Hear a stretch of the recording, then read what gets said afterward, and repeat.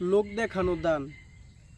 বাংলাদেশে বর্তমানে নোয়াখালী বলেন, ফেনী বলেন, কুমিল্লার অনেক জায়গায় বর্তমানে যে বন্যা হয়েছে, অনেক বাংলাদেশের কন্টেন্ট ক্রিয়েটর, আলেমরা, সাধারণ মানুষ সবাই কম বেশি এগিয়ে গেছে।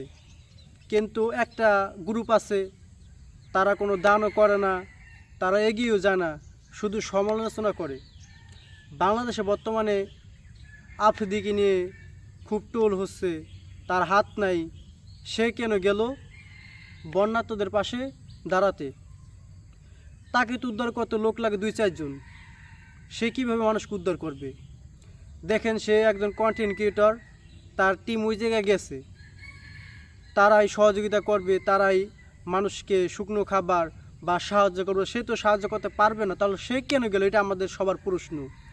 একটা কথা বুঝতে হবে, তার কোনো ব্যবসা নাই, বাণিজ্য নেই ওরকমভাবে। সে নতুন সেলুনের দোকান দিচ্ছে, ঠিক আছে, কিন্তু তার মূল ইনকাম কিন্তু আসে অনলাইন থেকে, ফেসবুক, ইউটিউব থেকে। সে যে ওই জায়গায় যে দান করলো, মানুষকে সহযোগিতা করলো, সেটা কিন্তু তার ফেসবুক, ইউটিউবের টাকাই। তার ভিডিওর মাধ্যমে, কন্টেন্টের মাধ্যমে তার ইনকাম হয়। সে ওখানে তার টিম গেছে, সে ভাবছে আমিও যাই, অসহায় মানুষের পাশে দাঁড়াই।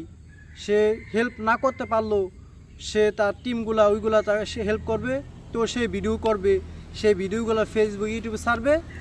ওই জায়গা থেকে কিছুতে প্রতি মাসে আর্নিং আসবে, তার টাকা আসবে।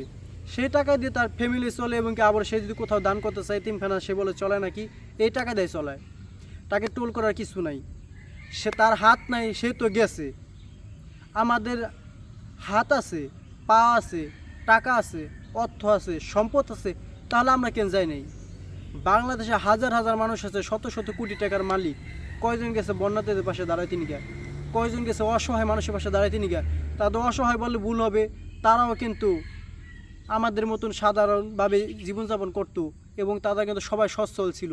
এখন একটা বন্যার পরিস্থিতির কারণে তারা এখানে অসহায় হয়ে গেছে, তারা কিন্তু সবসময় অসহায় থাকবে না। ওই জায়গায় হাজার হাজার বড় বড় ভালো ভালো ফ্যামিলি, সন্তান আছে, ভালো ভালো ফ্যামিলি আছে, অসহায় মানুষ আছে, সবই কিন্তু মিলেমিশে ওই জায়গায় বসবাস করতো। সবাই কিন্তু অসহায় এরকম না, তারা কিছু সময়ের জন্য এখন একটা বিপদে পড়ে গেছে। এই বিপদে আমাদের প্রত্যেকটা মানুষকে দাঁড়াতে হবে। এমনকি অনেকে কন্টেন্ট ক্রিয়েটাররা দেখি শুধু বলে ওই জায়গায় পিকনিক করতে গেল, ঠিক আছে, 2-4 জন খারাপ আছে, এই কারণে সবাইকে খারাপ বলা যাবে না। এমনকি আমরা শুধু পরে কি নিয়ে বিজি থাকতে ভালোবাসি, আমরা কীভাবে পড়ানোর বদনাম করা যায়, কীভাবে কাউকে পরকে নিয়ে, অন্যকে নিয়ে টোল করা যায়, এগুলো নিয়ে বিজি থাকি। অন্যের পিছনে সময় নষ্ট না করে নিজের পিছনে সময় দাও, তাহলে তুমি অনেক দূর এগিয়ে যেতে পারবে। অন্যের পিছনে না লেগে নিজের পিছনে লাগো, কিভাবে আমাকে এগিয়ে যেতে হবে, কিভাবে আমাকে সাফল্য আনতে হবে, কিভাবে মানুষের পাশে দাঁড়াতে হবে, এগুলো নিয়ে ভাবো। পরে কি নিয়ে ভাবার এত সময় নাই। যারা ওই জায়গায় গেছে, অনেকে বলে যে দান করবার গোপনে, প্রকাশ্যে দান করার কোনো দরকার আছে? গোপনে দান করলে সওয়াব বেশি হয়, ঠিক আছে, গোপনে দান করলে সওয়াব বেশি হয়। যারা ওই জায়গায়, যারা কন্টেন্ট ক্রিয়েটাররা দান করতে গেছে, তাদের তো ব্যবসা বাণিজ্য নাই, তাদের তো কোনো গাড়ি ঘোড়া নাই যে তাদের বাস আছে, বড় প্রাইভেট কার আছে, তাই সেগুলো তারা শোরুম আছে, উদ্বোধন করে, বা যে কোনো যাই বলো না, তাদের ওরকম ব্যবসা বাণিজ্য নাই। তাদের কিন্তু মূল টার্গেট এই সোশ্যাল মিডিয়া থেকে, ফেসবুক, ইউটিউব থেকে তারা ইনকাম করে। এখন যদি তারা ওই জায়গায় যায়, তারা কিন্তু বর্তমানে কোনো ভিডিও বানায় না, শুধু তারা দান করতেছে, অসহায় মানুষকে সাহায্য করতেছে, এই ভিডিওগুলো কিন্তু তারা বানায়। এখন তারা অন্য কোনো ভিডিও বানাইতে পারে না, কারণ তাদের মূল টার্গেটই ভিডিও বানায়, তাদের প্রতি মাসে ইনকাম করতে, সেই টাকাতে তাদের সংসার, ফ্যামিলি চলে।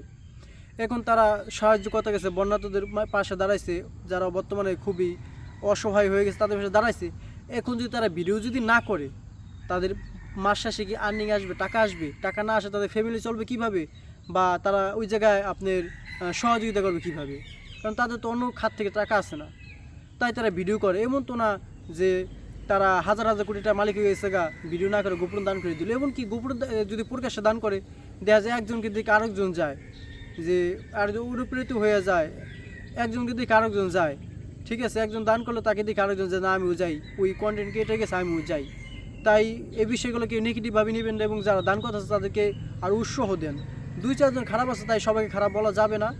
তো সবাই উৎসাহ দেন, যে যে পারেন সহযোগিতা করার চেষ্টা করেন, নিজের সামর্থ্য অনুযায়ী দান করার চেষ্টা করেন, এবং কাউকে নিয়ে টোল না করে, কাউকে নিয়ে গীবত না করে নিজেকে নিয়ে ভাবেন, তাহলে এক ধাপ এগিয়ে যেতে পারবেন। পরে কে নিয়ে যদি ভাবেন যে সময়টা আপনি যাবে, এটা এক ধাপ এগিয়ে তো যাবেন না, বরং এক ধাপ পিছিয়ে যাবেন। তাই অন্যকে নিয়ে না ভেবে নিজেকে নিয়ে ভাবেন।